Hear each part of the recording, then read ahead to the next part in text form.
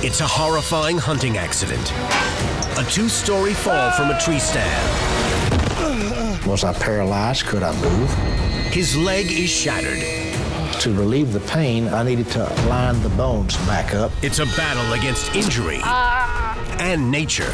Rattlesnakes, cottonmouths. I have no idea where he is. A family waits and hopes. I was afraid that he was paralyzed. Forced to rely on his own medical training and an iron will, it's an excruciating fight to survive.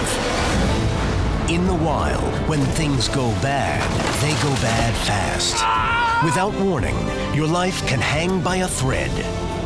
Adventurer and survivor Craig DiMartino fought back from his own wilderness disaster to reclaim his life. Now Craig meets other courageous outdoorsmen who beat the odds and return from their own fight to survive.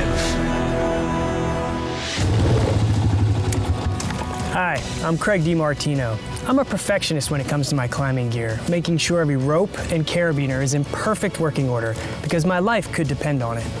Dr. Joe Baumgardner inspected his tree stands for wear and tear prior to every hunting season. What he didn't anticipate in one of these routine checks was a compromised commercial weld, the resulting 22-foot free fall, and having to use his own medical knowledge to save his life.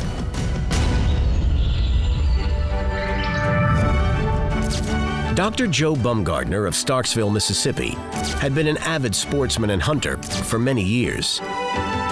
But he discovered his true outdoor passion in 1986.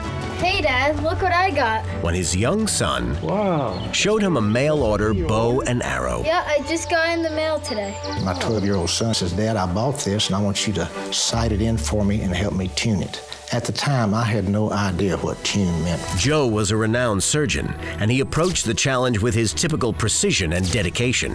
With my compulsive, obsessive, surgical personality, I wanted to learn.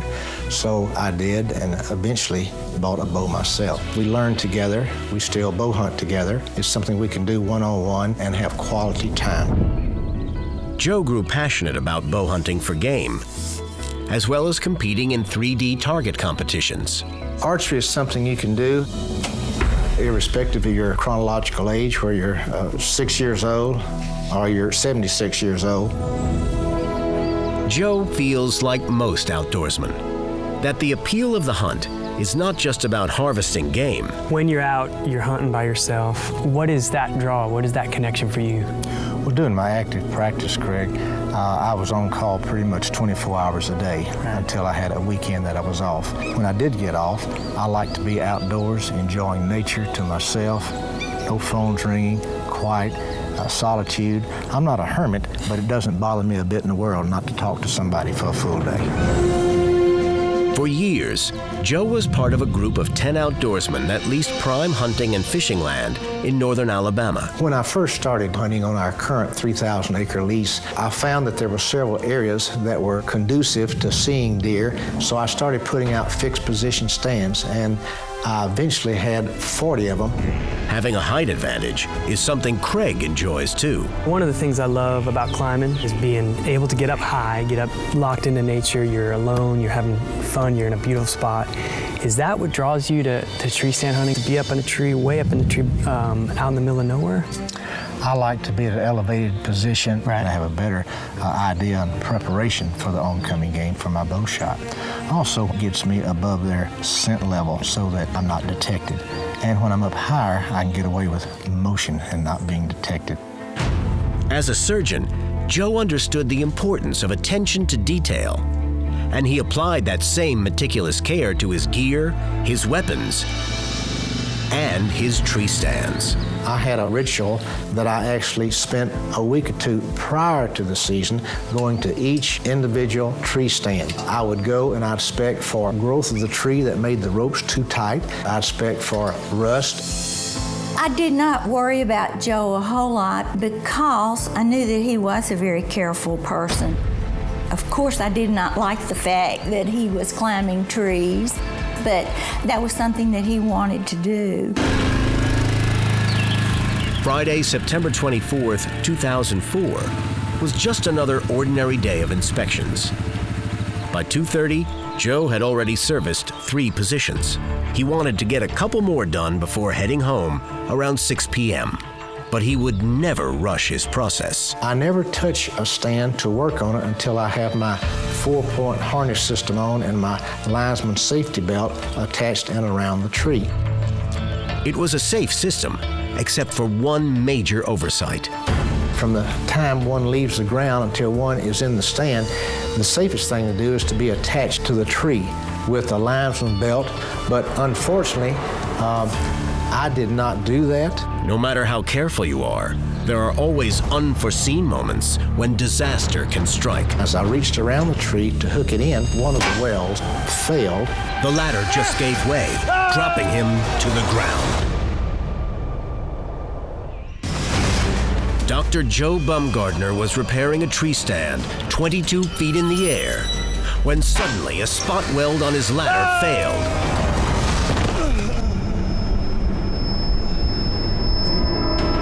Immediately, his medical training kicked in. After I hit, it didn't completely knock all the air out of me. I didn't lose my breath. It just obviously stunned me.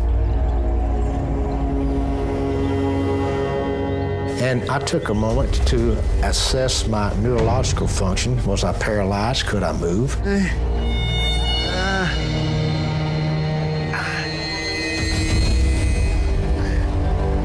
And sure enough, I could move my hands, I could move my fingers, I could move my head and neck. That was the good news. But Joe continued to evaluate his condition. I looked at my feet and my left foot was pointing to the sky. My right foot, however, was parallel to the ground, pointing at 90 degrees to my left foot. So I knew that I had a fracture somewhere. And I found indeed the femur was actually fractured in my right leg. Then the pain kicked in. I started getting nauseated. And a grim reality. And I realized to relieve the pain, I had to realign the fractured bone so that the muscle spasm would be alleviated. A break of this nature could lead to severed arteries and deadly consequences. The bones had to be reset. When my bone femur fractured, it fractured and displaced, such that it had shortened. I needed to get it back in position. It would take all the strength and courage he could muster.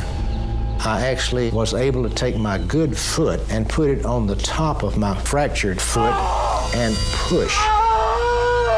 As I pushed down, the actual shortened muscles allowed it to line back up, and it popped into place. Waves of pain and nausea followed the excruciating procedure. Joe fought to maintain consciousness and keep a clear head. He knew his next challenge was to immobilize the shattered limb. He had no first aid supplies, only his tools. I had an extended saw to prune limbs. I had a hacksaw. I had rope. I had a knife. In a feat of remarkable ingenuity, he devised a rig to stabilize his leg. He freed the tree stand ladder. Next, he cut off the protruding pieces. Finally, he sliced 3-foot pieces of rope. He laid the ladder section alongside his leg and used the ropes to bind it to the makeshift splint. He had succeeded in securing his leg, but that wasn't his only medical problem. Lots of other things could be happening. What's going through your head at that point? Absolutely, Craig. I knew the potential dangers of a deacceleration injury when I fall 22 plus feet. A ruptured spleen, lacerated liver, some internal injuries that I was not aware of at the time. Since there was no cell service in the woods, Joe had left his cell phone in his truck, and nobody was expecting him home until that night. Joe was on his own. I then thought, well, I've got 2 options. I can either stay here and wait for a rescue effort, or I can actually see if I can make it back to my four-wheeler, which was only about 60 to 75 yards away. It seemed possible, even if it meant dragging his broken body across a minefield of fallen trees. I started pulling myself along on the ground, which I could do. When I got just a little bit from my point of impact, there was a large tree that was down that I could not get up and over. So I knew plan A wasn't going to work. And Joe didn't have a plan B. His only hope now was that someone else did.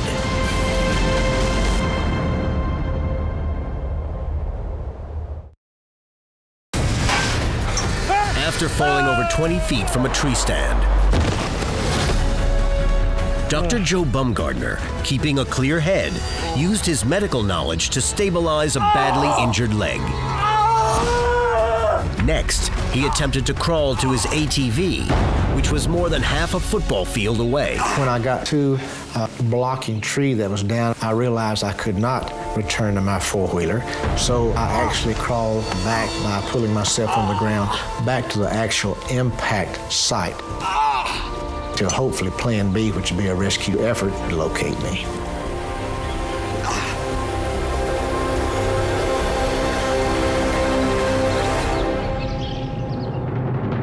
I've not actually been out there to look at that stand site since I fell a decade plus ago. Let's go take a look. We'll see if we can locate it.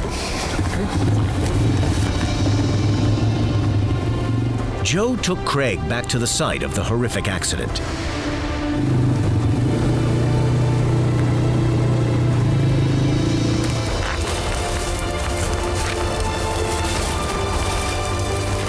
This is it, Craig. Wow, that's a long way.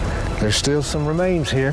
The tree that was housing my tree stand, it snapped off up there, and here's the actual tree stand. It's still attached to the tree with the chain. You can see this particular section of the stick ladder is missing. This is the one that I was able to utilize as a splint to. So you made the splint from here down. That's correct. When you're laying out here by yourself, you know your wife, Mita, is home. She doesn't know what happened to you. What are you thinking about now? She's gonna have to go the whole night worried about you. I knew when I didn't call between 6 and 6:30, and certainly by 7 o'clock, she would be concerned.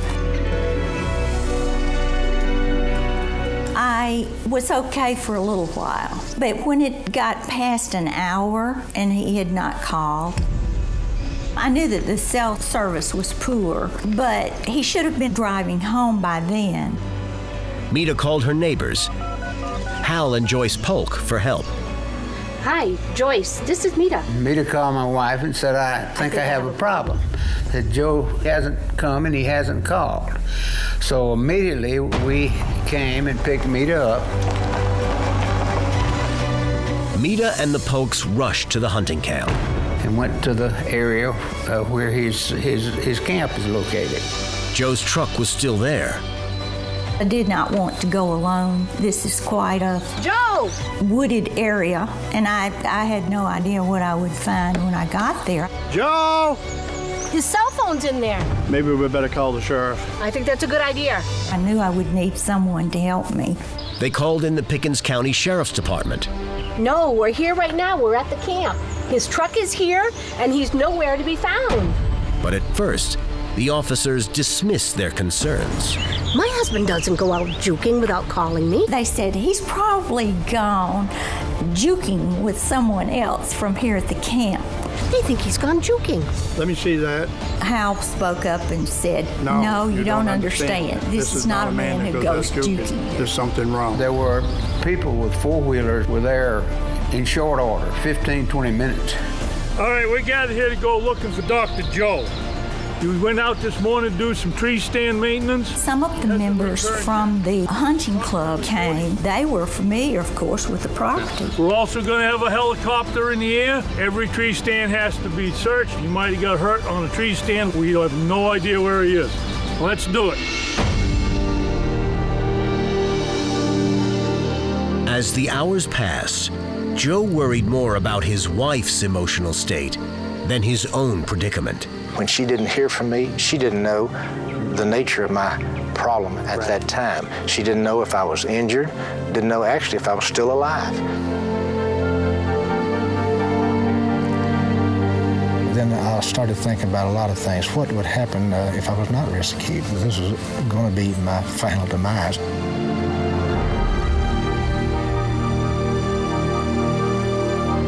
I'd had a good 62 years. I felt good about what I had done in life, and I really wasn't worried about it. Joe was only going to be out in the woods for a day. He hadn't brought along any provisions or protection from possible predators. There would be several challenges for any individual caught out in the elements that time of year. The temperature can really drop at night. Bugs that may be biting. We have several venomous snakes, rattlesnakes, cottonmouths. As he sat on the ground and waited, Joe became the target of mosquitoes. His only defense was a surgical cloth he used as a sweat towel.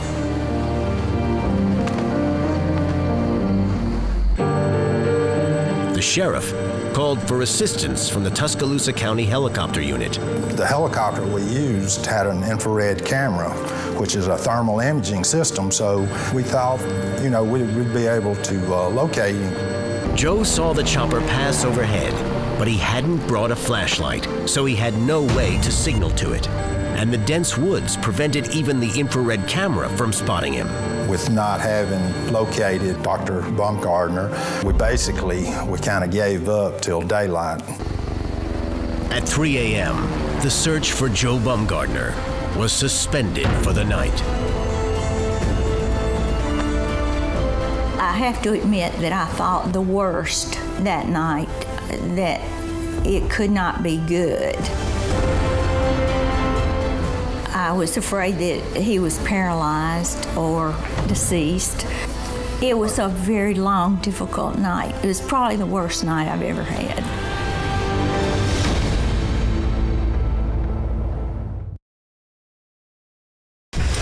After a nightmarish fall from a tree, Joe Baumgardner spent a long, restless night in the woods, immobilized with a severely broken leg.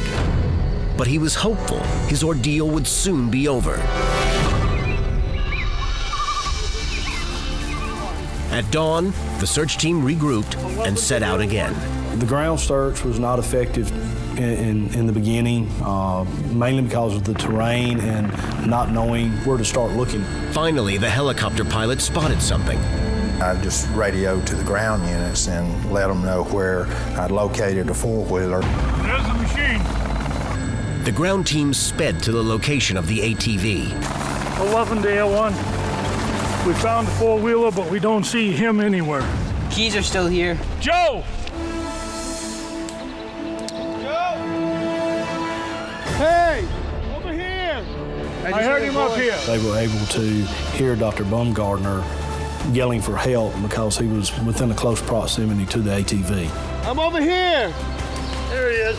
Joe! They made their way to me, and when they found me, one of the rescue staff people said, "Boy, are we glad to see you." I reciprocated the feeling and I said, "It's a friggin' two-way street. I'm happy to see you too. Let's keep his leg stable. Nice splint.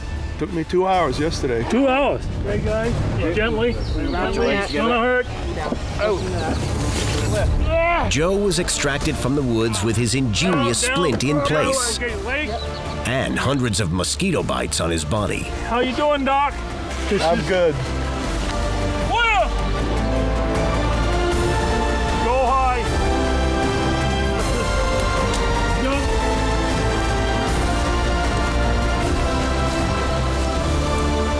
He came out on the stretcher. Of course, I ran to him. Take just a minute. We're so glad to see you, Joe. I'm glad to see you too. He said he was glad to see me, and I was certainly glad to see him. We gotta get him to the ambulance. You can follow along. When you got carried out, you got to see Nita right away. It was so relieving to let me know that she was no longer going to have to worry about me. Plus, it was all completely revitalizing to see that smile on her face when she knew that I was still alive. Joe was quickly transported to Baptist Memorial Hospital, Golden Triangle, in Columbus, Mississippi. So we took a look at your x-rays, and you're going to need an operation to fix that leg. Luckily, he didn't sustain any internal injuries. We're going to leave your field splint on until we get into the operating room so I can show the operating crew what a properly applied field splint looks like. The orthopedic surgeon was impressed with Joe's handiwork. After 4 days in the hospital, Joe returned home to what normally would have been a grueling recovery. Joe, be careful on those. You know the doctor told you not to be on your feet yet. He didn't want to use a walker. He was on crutches, and he was going up and down the stairs, and I just knew he was going to fall again. But that's the kind of person that he is. Joe refused to let this experience keep him from doing what he loved. A year later, I was actually back in the woods, back into archery, back into bow hunting, and now I do not climb any tree without successfully and properly being attached to that tree from the time I leave the ground until my successful ascent back to the ground. And as with most stories of survival, there comes deep reflection on what is truly important in life. One of the things, having gone through all this, you seem like you have this second chance. Absolutely. A lot of things in life we reassess only after, unfortunately, we lose that asset. Right. Our health is one of them. Right. Our family is one of them. Our security. Once those things that we take for granted are temporarily taken away from us, and once it's restored, we have a new life of appreciation for that entity that was taken away from us on a temporary basis. I feel the same way about my fall. Now that I'm fully recovered, back to the lifestyle and quality of life, I want to share my experience with other people, and if in any way I can prevent them from having an accident that is preventable, then I feel like it's my obligation to share my experience with them. There's no question Joe was a very lucky guy in the way that he hit the ground. But his training as a surgeon was invaluable. He knew exactly what he needed to do, and he had the guts and the fortitude to do it. Tree stand falls are the leading cause of hunting injury in this country. Check out your tree stands. Wear your safety harness. Accidents can and will happen, but you can decrease the odds and make sure your next hunting trip doesn't become a fight to survive.